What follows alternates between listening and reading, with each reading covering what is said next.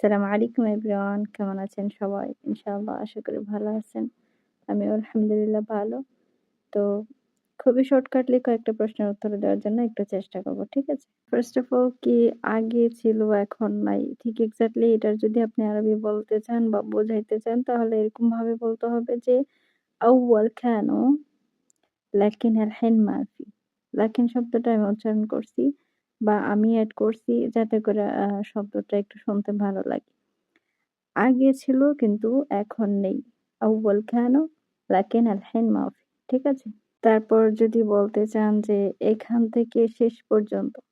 এখান থেকে শেষ পর্যন্ত এক্সাক্টলি এই লাইনটাই যদি আপনি আরবিতে বলতে চান তাহলে এরকমভাবে বললেই হবে যে মিন হিনা ইলাল আখির।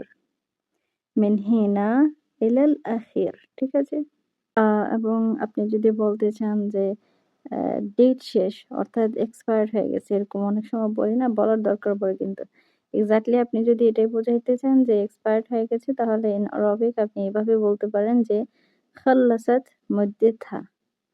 খাল্লাসাত মুদ্দাতহা মানে এক্সপায়ার হয়ে গেছে। ঠিক আছে? ওকে, তো ভালো থাকবেন সবাই, সুস্থ থাকবেন ইনশাআল্লাহ। দেখা হবে পরবর্তী কোনো এক ভিডিওতে। আসসালামু আলাইকুম ওয়া রাহমাতুল্লাহ।